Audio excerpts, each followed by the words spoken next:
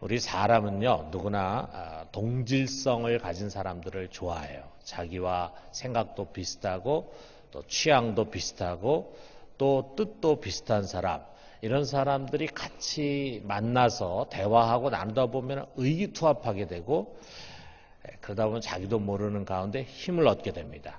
자, 우리 아기를 키우는 엄마들은요, 다른 데보다도 영아부에 가면은 편합니다. 왜냐하면 거긴 다 그런 분들이 오잖아요. 그래서 애를 키우면서 갖는 즐거움과 또 어려움을 함께 공감하는 거죠. 그러면 거기에 애들도 그냥 자기들끼리 있어야 즐겁고 통합니다. 우리 산책하다 보면은요, 애완견을 끌고 나온 사람들끼리 모여 있는 것을 봅니다. 처음 만나도 개를 키우면서 갖는 여러 가지 경험담을 같이 나눠요. 그러면 친해져요. 또 그러는 가운데 주인들이 서로 자기들끼리 얘기하는 가운데 개들도 또 자기들끼리 같이 서로 잘 어울립니다. 저희 다문화 가정 또 자기 나라 사람들끼리 모이는 거 좋아해요. 저희 같은 언어를 쓰니까 대화하기 쉽잖아요. 우리나라에 와 있는 외국인들 우리나라 말 아무리 잘 배우고 쓴다 해도 한계가 있죠. 우리나라 사람들과 같이 얘기할 때는 자기 표현이 잘 안 되고 언어를 하니까 스트레스를 많이 받는데, 자기 언어를 쓰는 나라 사람들과 같이 만나면은 대화가 통하잖아요. 또 문화와 전통이 같으니까 서로를 이해하기가 쉬워. 그래서 어려움이 없어요. 좋아합니다.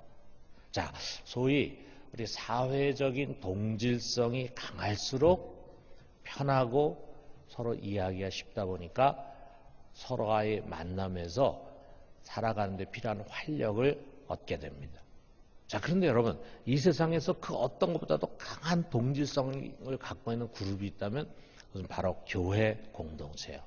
자, 바울이 우리가 얼마나 같은 동질성을 갖고 있는 그룹인지를 이렇게 표현하고 있습니다. 에베소서 4장 4절에서 6절에 보면은 몸이 하나요, 성령도 한 분이시니 이와 같이 너희가 부르심의 한 소망 안에서 부르심을 받았느니라. 주도 한 분이시요 믿음도 하나요, 세례도 하나요, 하나님도 한 분이시니 곧 만유의 아버지시라. 만유에 계시고 만유를 통일하시고 만유 가운데 계시도다. 자, 우리는 한 몸이다. 우리가 성경에서 보면 남편과 아내가 한 몸이라 그러잖아요. 이 세상에서 가장 가까운 부부, 무촌이 되는 부부가 한 몸인 것처럼 우리 교우들은 다 그런 한 몸이다. 또 한 영이에요. 우리가 영이 같아요. 영이 같아요. 세상 사람 아무리 우리가 친하다 그래도요, 영이 달라요. 또 우리는 같은 믿음을 가지고 한 세례를 받아서 한 지체가 됩니다. 같은 하나님 아버지, 같은 아버지 아래에 있는 형제 자매고 같은 주님을 따르고 있는 제자들이에요. 그리고 우리가 한 소망에서 부르심 받다 그랬어요. 그 말은 뭐냐? 우리 소망이 같아요. 우리 삶의 목표가 같아. 우리가 바라는 바가 같아요. 자, 여러분, 이보다 더 동질적인 사람들이 이 지구상에 또 있겠어요? 아무리 민족이 같고 나라가 같고 또 같은 지연, 혈연, 학연으로 맺어진 관계라 할지라도 이보다 더 견고한 하나됨은 없을 것입니다. 그러므로 같은 믿음을 고백하는 사람이라면요, 아무리 외모가 이질적이라 해도 남녀노소 서로 성이 다르고 또 세대가 다르다 할지라도 언어가 다르고 민족이 다르고 인종이 다르다 할지라도 하나됨의 깊은 공감대를 갖지 않을 수 없어요. 제가 독일에서 이제 우리 한인교회를 그만 내려놓고 독일교회를 갔다 그랬잖아요. 독일교회에서 제가 한 2년 정도를 신앙생활을 했는데 아무래도 우리 한국 사람하고 대화하는 것만큼 교감을 갖기는 어렵겠죠. 언어의 한계가 있잖아요. 자, 그런데 그 독일 교인들과 만나는 것이 믿지 않는 한국 사람과 만날 때보다 훨씬 더 편하고 기쁘고 은혜스러워요. 세상 국적과 민족이 다르고 언어가 달랐지만 우리는 한 몸이에요. 그리고 한 영이에요. 아마 여러분 대부분은 그냥 늘 한국 사람들과만 교제하기 때문에 그렇지만 여러분이 또 외국에 나갈 기회가 있어서 그 나라 사람 중에서도 믿는 사람들과 같이 어울려서 같이 찬양하고 같이 교제하고 같이 예배드리게 되면은 그렇게 편할 수가 없어요. 우리 같은 한국 사람 중에서 안 믿는 사람들하고 있을 때보다도 훨씬 더 공감대를 느끼고 하나됨을 느껴요. 그러므로 여러분 바로 이 공동체 안에 생명력이 넘치는 영적 생활의 비결이 담겨져 있습니다. 여기 성도들과의 만남, 성도들과의 교제, 성도들과의 친밀한 관계 속에서 우리는 놀라운 힘과 능력을 주고받게 되는 거예요. 자, 우리 장작 비유만큼 좋은 게 없을 겁니다. 여러분, 나무는 홀로 불을 붙이면 잘 안 붙습니다. 그러나 이렇게 장작불을 항상 모아놓잖아요. 그리고 거기다 불을 붙여요. 그러면 엄청난 화력으로 불타게 돼 있어요. 근데 그 중에 하나를 이렇게 떼어놓으면 금방 불이 꺼집니다. 이처럼 우리 성도들 함께 모이면은 은혜 불이 확 불타오르게 돼 있어요. 어떻게 그렇습니까? 이 주님이 약속하신 그 말씀 안에 그것이 담겨져 있어요. 마태복음 18장 20절에 주님께서 뭐라고 말씀하셨냐면, 자, 우리 같이 한번 읽어봅시다. 시작. 두세 사람이 내 이름으로 모인 곳에는 나도 그들 중에 있느니라. 두세 사람이, 하나가 아니고 공동체로 두세 사람 이상이 내 이름으로 모인 곳, 그곳에 내가 함께 있을 것이다. 우리가 주의 이름으로 모일 때 우리만 있는 게 아니에요. 보이지 않지만 거기에 주님이 함께 하세요. 그리고 그 주님이 함께 하신다는 뜻은 예수의 이름으로, 주님의 이름으로 오신 성령이 그곳에 우리가 함께 하는 거예요. 그렇기 때문에 우리 믿는 사람들이 함께 예배드리고 찬양하고 교제하는 것에 우리도 모르는 가운데 성령의 은혜가 충만하게 임하는 것입니다. 이것은 우리가 혼자서 골방에서 누리는 것과는 다른 차원입니다. 더구나 성도들은 서로 모여서 예배드리고 성령 공부만 하는 것이 아니에요. 서로 섬기고 섬김받고 또 용서해주고 용서받고 위로해주고 위로받으면서 그리스도의 사랑을 실천하는 공동체를 만드는 것입니다. 오늘 우리가 읽은 이 성경처럼요, 초대 예루살렘 교회가 그 본을 우리에게 보여주고 있어요. 이들은 마음을 같이 해서 자주 교회당에도 모이고 또 교회에서만 모이는 것이 아니라 집에서도 모였습니다. 모여가지고 뭐 했습니까? 모여가지고 열심히 말씀 배웠어요. 기도에 힘썼어요. 특별히 집에서 모일 때는 애찬도 함께 나눴어요. 떡을 뗐어요. 떡을. 음식을 같이 먹었습니다. 그리고 공동체 안에서 가난한 사람들이 있잖아요. 먹을 것이 없고 너무 경제적으로 궁핍한 사람들. 그런 사람들 항상 돌봐주는 거예요. 무엇으로 돌봅니까? 자신의 것을 가지고 자신의 재산을 팔고 자신이 갖고 있는 돈을 가지고 구제해. 그래서 우리 공동체 안에 가난한 사람들의 필요를 채우는 것에 아주 민감했어요. 자, 우리가 그 당시로 한번 우리가 돌아 상상해 보면은 성경에 있는 말씀을 가지고 우리가 상상해 보면은 얼마나 성도들과의 만남이 좋았을까. 아마 그랬을 것 같아요. 만나면 헤어지기 싫고 헤어지면 또다시 만나고 싶었을 것입니다. 얼마나 서로에게 힘이 되겠어요. 그 당시 사람들이 살아가는 게 너무 힘들었습니다. 그 당시에는 굶어 죽는 사람도 많았습니다. 그 당시에 유다 땅은 식민지로 살았어요. 억압을 받는 사회였어요. 사는 게 힘들었어요. 그런데 성도들과 모이면은 힘이 나는 거예요. 이렇게 서로 뜻이 맞고 마음이 통하고 영이 통하는 사람들이 어디 있었겠습니까?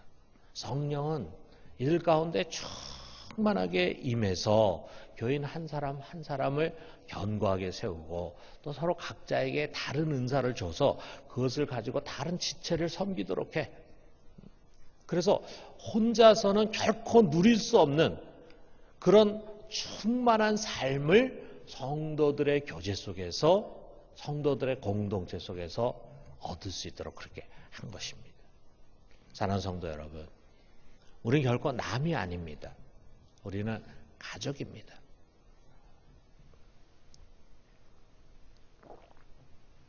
우리가 에베소서에 보면은요, 너희는 하나님의 권속이다 그랬어요. 권속이라는 말은 하나님의 가족이다. Family of God이에요. Family of God. 하나님의 가족이에요. 우리는 하나님의 가족입니다. 한 아버지와 한 주와 한 영을 모시고 있는 형제 자매예요. 또 우리가 성찬식 할 때 뭘 먹습니까? 잔을 들잖아요. 포도주를 마시잖아요. 그 의미는 예수의 피를 우리가 마시잖아요. 우리는 같은 피를 나눈 사람들이에요.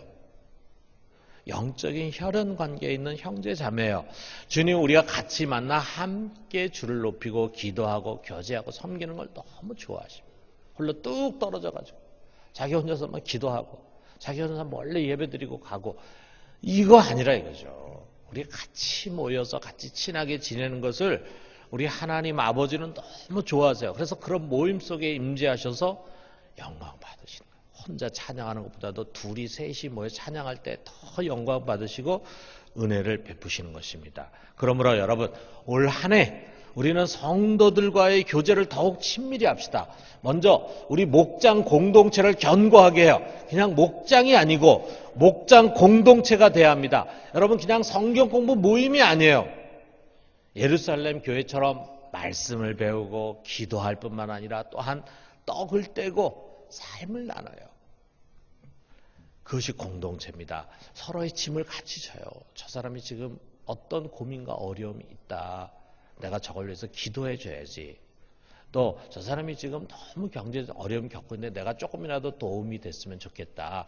구제도 하고. 그래서 고민과 어려움 같이 나눠. 그래서 가족이 되는 것입니다. 여러분, 가족이 무엇입니까? 가족이 아플 때는 다 아프잖아요. 가족이 힘들 때는 다 힘들잖아요. 바로 그게 가족이에요.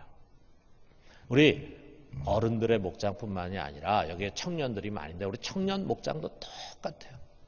그냥 성역 공부하는 그룹이 되면 안 돼요. 주일날만 한번 예배드리고 잠깐 모이고 그리고는 주중에는 남처럼 지내면 안 돼요. 우리는 보이지 않는 가운데서도 항상 우리가 한 공동체다라는 생각을 가지고 있어야 돼요. 여러분, 여기 우리 주일학교 친구들 많이 와 있는데 주일학교도 마찬가지예요. 선생님과 공과 공부만 잠깐 하고 헤어지다면 그건 목장이 아닙니다. 그러면서 목장이라 이름 붙이지 마세요. 목장의 개념이 흐려져 버려요. 우리 어른 목장은 그렇게 안 하잖아요. 잠깐 그 시간에 성역 공부만 하고 그리고 헤어져. 일주일 내내 나 몰라라고 살아. 그러다가 주일날 와가지고 잠깐 모여가지고 성역 공부해. 그건 목장이 아니에요. 그냥 분방 공부일 뿐입니다. 서로 인격적인 연결점이 없어요. 여러분 목장이라고 부르고 있는데 선생님과 친해지고 또 같은 목장 친구들과 친해지는 것입니다. 그래서 점점 친해져서 삶의 고민도 기도 제목도 같이 나누는 것입니다. 올해부터는 우리 주일학교도 목장 공동체가 돼서 함께 가족의 친밀함을 나눌 수 있게 되길 바랍니다. 그러면 여러분이 예배 시간이나 또는 수련회에서 나눌 수 없는 정말 큰 은혜를 그 공동체에서 누릴 수가 있어요. 여러분, 목장뿐만이 아닙니다. 우리가 함께 사역하는 모든 곳에서 우리가 은혜로운 공동체를 만들어가요. 찬양대에서, 또 식당에서, 또 사랑방에서, 또 우리 주차하고 우리 또 차량 이렇게 섬기는 곳에서 참 얼마나 힘든 사역입니까? 그런데 거기서 같이 우리가 공동체를 만들어가요. 또 새가족부와 조의해서 해외 선교부, 또 사회 선교부, 그냥 회의하고 행정 보고 봉사만 하는 것이 아닙니다. 우리가 그것에 가족의 친밀함을 느끼는 거예요. 함께 동역하는 것이 좋다 이거죠.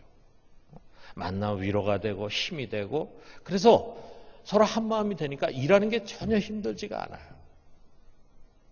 우리 일만 하다 보면은 보이지 않게 갈등이 있고 금이 있고 그러면은요, 혼자 일하는 것보다 더 힘들어. 마음이 안 맞는 사람과 같이 일하는 게 혼자 일하는 것보다 훨씬 더 힘들어. 그런데 마음이 맞으면은요, 하나도 일이 힘들지가 않아요. 다른 사람은 그 많은 사람들 밥을 하느라 얼마나 고생하십니까? 그러는데 하나도 힘들지 않아. 오히려 그 일을 계기로 이렇게 좋은 친구들을 만나고 좋은 동역자를 만난 게 나의 삶에 힘이 돼. 활력소가 돼.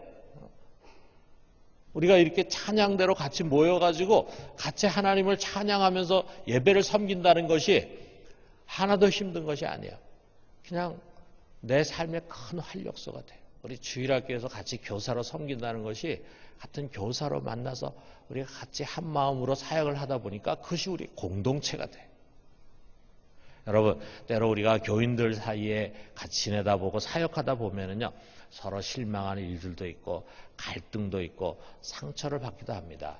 우리만 그런 게 아니에요. 2000년 교회 역사에서 항상 그런 일은 있었어요. 초대교회도 마찬가지예요. 우리가 성경을 보면은 성경 안에 우리에게 소개되고 있는 교회들도 그런 문제를 갖고 있었습니다. 왜? 우리는 아직 죄인들이거든요. 우리는 아직 죄를 짓고 있는 사람들이에요. 완전한 사람들이 아니에요. 그러다 보니까 우리의 부족함이 있습니다. 그것이 서로에게 아픔이 될 수도 있고 실망이 될 수도 있어요. 그런데 그것을 너무 크게 앞세워가지고 그래 내가 교회한테 상처받았으니까 이제 교인 만나지 말아야지. 교인들 외면하고 모임에서 멀리하면은요 결국 내가 손해를 보는 거예요. 내가 외로워집니다. 내가 침체됩니다. 내 속에 영적인 힘이 소멸돼 가는 것입니다. 교회 안에도 보면은 이런 공동체를 전혀 갖지 않고 오랫동안 교회 생활을 하시는 분들이 있어요. 심지어 집사들도 되고 이렇게 해가지고 합니다. 그런데 외로워요. 우리 교육자들의 눈으로 볼 때는 너무 외로워요. 불안정해요. 그것은 건강한 신앙생활이 아니에요. 살아있는 생명력 있는 영적 생활을 할 수가 없습니다. 여러분, 우리 분명 서로 다른 것도 있고 서로 맞지 않는 것도 있어요. 그렇지만 그 다름을 강조하지 말고 도리어 주 안에서 주님이 우리를 하나로 묶어주셨어요. 성령의 하나 되게 하신 것을 우리가 같이 지켜나가야 돼요. 우리는 세상과는 구별된 한 몸입니다. 그래서 종종 삐걱 소리도 나지만 그럼에도 불구하고 우리는 가족입니다. 혈연보다 더 가까운 가족입니다. 그러므로 우리가 이 말씀에 귀를 기울여요. 히브리서 10장 23절에서 25절에 종말을 살아가는 우리들에게 무엇을 권하는지 우리가 귀를 기울여요. 또 약속하신 이는 미쁘시니 우리가 믿는 도리의 소망을 움직이지 말며 굳게 잡고 서로 돌아봐 사랑과 선행을 격려하며 모이기를 피하는 어떤 사람들의 습관과 같이 하지 말고 오직 권하여 그날이 가까우면 볼수록 더욱 그리하자.